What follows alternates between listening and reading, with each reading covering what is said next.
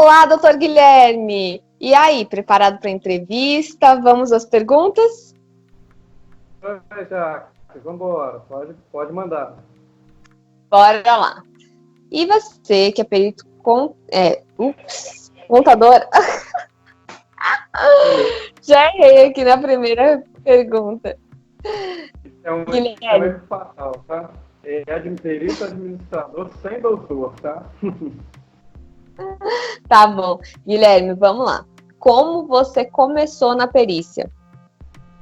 Então, eu me formei em 2014, né, em administração, e eu resolvi fazer um MBA na capital. E conversando com o pessoal da turma, né, fazendo aquele networking, eu vi que tinha um amigo que ele, administrador, ele atuava como perito judicial, né, na área civil, fazenda pública, Ministério Público e tudo mais.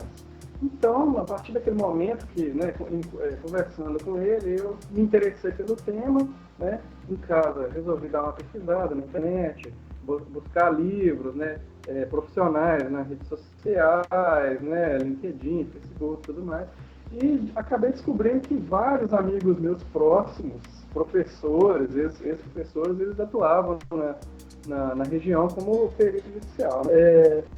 Então, aí foi de onde eu me interessei mais ainda, né? Foi correr atrás desses meus colegas mais próximos, perguntei como é que era, né? Eles deram várias dicas, né? De como começar, o que fazer, como é que era o trabalho e tudo mais. E o que eu resolvi fazer depois? Resolvi fazer um curso, né? Inclusive, o curso, vou até colocar aí, entre aspas, né, uma recomendada minha, é o do Rui Juliano, né? Comprei primeiro os livros do Rui Juliano, que tem mais de 40 anos de perícia, se não me engano, e o dele é um manual prático para todas as profissões, né, para todos os profissionais que querem ser peritos, né, vou até pegar ele aqui, ó, é um livro de consulta, tá dando para ver aí? Tá dando para ver direitinho aí? Tá. Uhum. Eu também tenho. Todos os peritos têm, na verdade, né? Que eu conheço, é um livro de cabeceira, né? O perito, ele dorme com ele embaixo do travesseiro. Então é ali onde você tem o passo a passo sobre como fazer, qual o procedimento, o que deve ser feito e tudo mais, de um modo geral, né? Uhum. É um livro de um modo geral. E logo, aí eu pensei, bom, um livro geral seria um clínico geral, então poderia procurar algo mais na minha área, né? Como eu sou especialista financeiro, né? Então lida com o financeiro, né? E aí eu fui procurar cursos na área financeira, eu fiz até um junto com o Renato Suzini, que é um economista lá no Sul, muito conceituado, a vida toda trabalhou com perícia, desde há muito tempo, né? Então ele me deu os insights dele e tudo mais. E depois eu fui em busca de conhecimento por conta própria, livros, né? Tem vários livros na área financeira, declaração de empresa, licitação, né? RH na área pública e tudo mais. Quando eu comecei qual foi o meu primeiro pontapé inicial depois de adquirir o conhecimento, né? Foi o que todo mundo faz, deixar o currículo nas varas, né? Na secretaria. Então eu tirei um dia, né? Um dia de folga, né? Eu trabalho numa empresa. Então, tirei um dia de folga e falei assim, hoje eu vou prospectar, né? Imprimi lá vários currículos, cartão de visita, dando na secretaria da região, né? Os próprios os servidores, eles foram dando dicas sobre onde ir, sobre quem conversar com o juiz, né? Caso necessário. Passar no sistema, né? Hoje é o Auxiliares de Justiça, né? Mas antes tinha outro nome, né? E aí tudo mais. Aí, pronto. Quando é que foi quando que eu fui nomeado pela primeira vez? 30 dias depois. Aí veio aquele coração. E agora o que eu faço? É a primeira. E aí, o caso em tela, na época, ele era financiamento de capital de giro, né? Na área financeira. Ou seja, o cliente ele pegou um capital de giro, né? E financiou e depois entra na justiça alegando abusividade de juros, de cláusula. Então, Aí foi o primeiro, como é que eu posso dizer, né? O primeiro impacto na realidade contra a expectativa, né? Que eu tive, que foi o quê? Nada daquilo que a gente aprende na faculdade é de fato a vida real. A vida real ela é muito mais complexa, né? Então, ali envolve o contrato bancário, cláusula de juros remuneratórios, abusivos, comissão de permanência e tudo mais. O que eu não sabia, tive que correr atrás, né? De amigos, livros, cursos e tudo mais. E a primeira, eu sempre falo, né? Que a primeira de cada tema é a mais marcante, né? Então, a minha primeira foi a mais marcante e tudo mais. Então, assim, como eu comecei na perícia foi isso. Muito bacana, hein? E me fala uma coisa, quais são os casos mais comuns na justiça, na área de administração? O administrador, como ele lida com empresa, né, com processos gerenciais, né, tudo que envolve empresa cabe perícia, né? Então, o que? Logística, RH, financeiro, marketing, embora é raro de se ver marketing, né? Uma perícia em marketing, mas também Nunca marketing. Mas deve ser bem bacana. É muito difícil, né? Eu já vi uma perícia que foi feita, né, em marketing sobre propaganda, visibilidade, né? E tem recuperação de empresa, né? Que é uma perícia muito rentável. Difícil, mas nas capitais tem até secretarias específicas que lidam com recuperação de empresas. Os vultos são muito altos, né, de salário, de remuneração. Honorários bons, né? Honorários bons. Assim, diga-se de passagem, né, depende do tamanho do problema, né, na perícia tem isso, o tamanho do problema vai definir os honorários do perito, né? Na justiça pública tem a administração pública, né, controle estatório, concurso do servidor público, né, remuneração do servidor público. O que eu mais pego aqui na região, e também é a área que desde 2015 eu sou perito, é o quê? Fazenda pública e civil. E tem também a trabalhista. A perícia trabalhista ela é mais volumosa, né, remunera menos, mas em contrapartida ela tem um volume maior. Então eu tenho muitos colegas que eles trabalham efetivamente como peritos na área trabalhista, né? Eles têm rescisão de contrato, né, rescisão indireta que tem que fazer, é um cálculo de benefício, a pessoa, o trabalhador, ele não recebeu, aí depois ele requereu na justiça, aí o perito ele tem que fazer aquele retroativo, entendeu?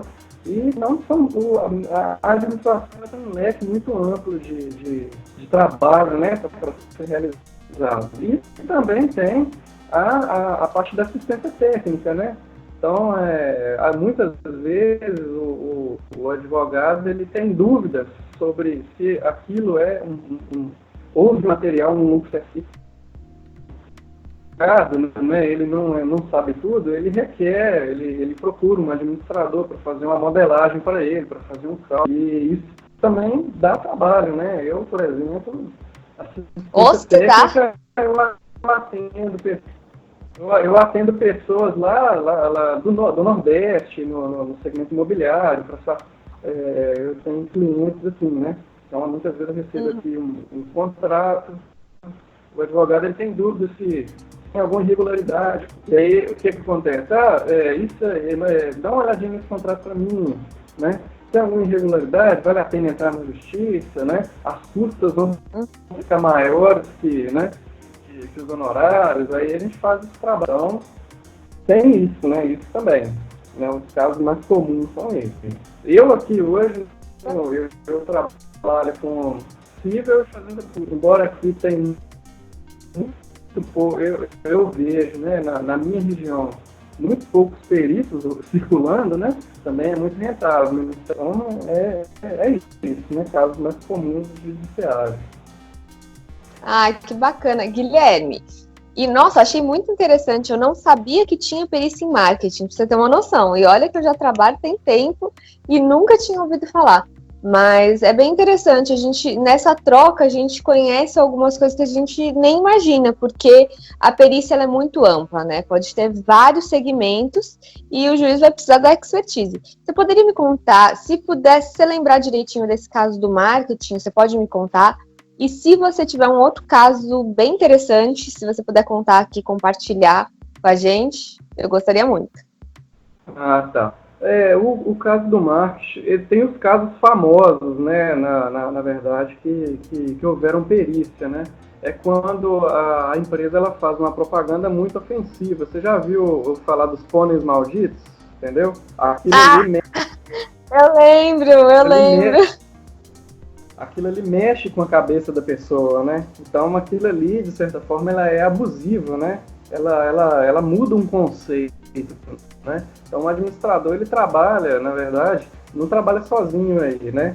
Ele trabalha com um profissional, muitas vezes de psicologia, mas também existe a abusividade do marketing de guerrilha, quando uma empresa, ela fere a índole de outra empresa, entendeu?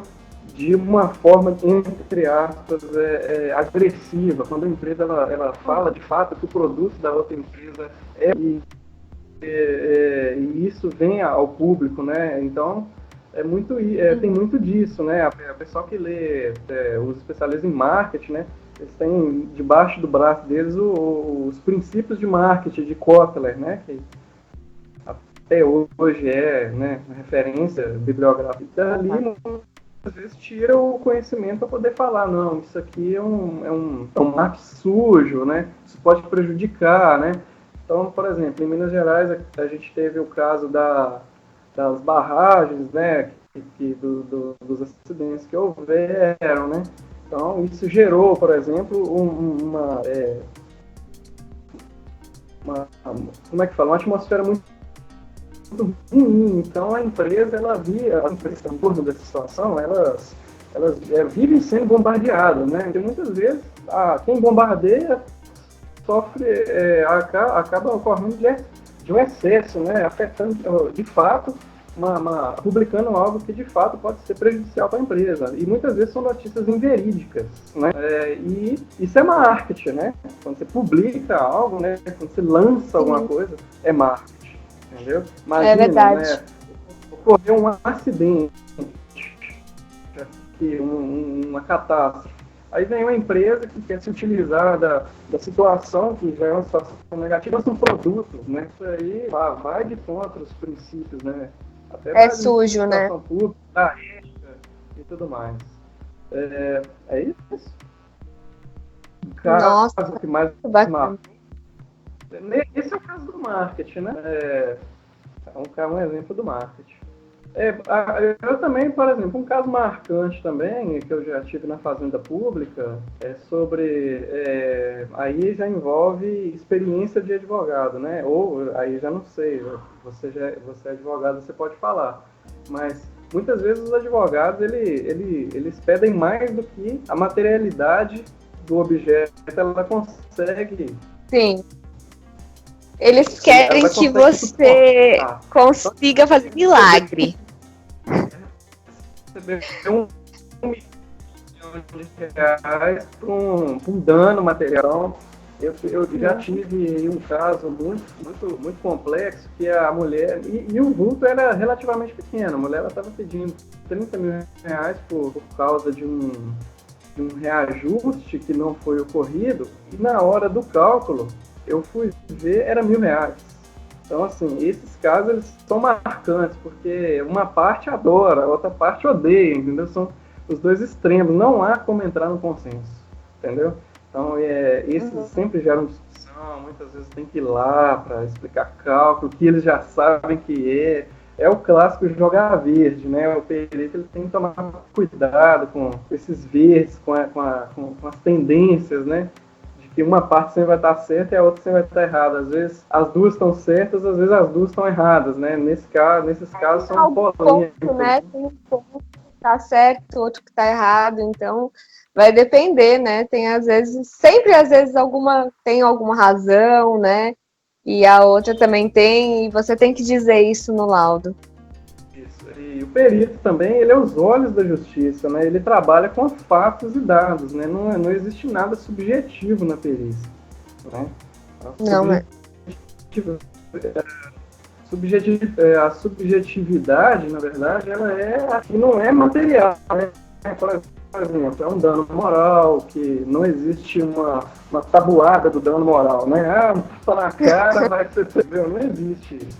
Então, perito, principalmente na minha área... Uma planilha, né? Não existe uma planilha de dano moral, né? Então, existe aquilo que deixou-se de ocorrer e, por isso gerou um custo para o cliente e tudo mais, né? Então, a gente faz muita projeção na área financeira, usando as séries estatísticas do Banco Central, né? Para verificar, se tivesse utilizado taxa tal, seria quanto? Mas para ilustrar, né? Não tem jeito de inventar muita moda na perícia. O fato é o fato, né? Sim. Nossa, adorei. Eu aprendi muito nessa entrevista. Espero poder passar isso para mais pessoas, porque eu nem sabia que tinha perícia em marketing e foi uma coisa muito interessante. Que mais? E eu espero que você volte. Eu vou fazer o seguinte, Gui. Se tiver 5 perguntas, você volta? Você aceita voltar para responder as 5 perguntas? Então tá combinado, hein? Ó, contrato assinado, Guilherme. Assinado, não é expresso, né? Tácito. Muito obrigada, Guilherme. Muito obrigada pela sua participação, tá bom? E eu vou postar, eu só vou ver o dia direitinho. Eu posto e eu te aviso, tá bom? Valeu, Guilherme. Obrigada. Até mais. Nada. Tchau, tchau.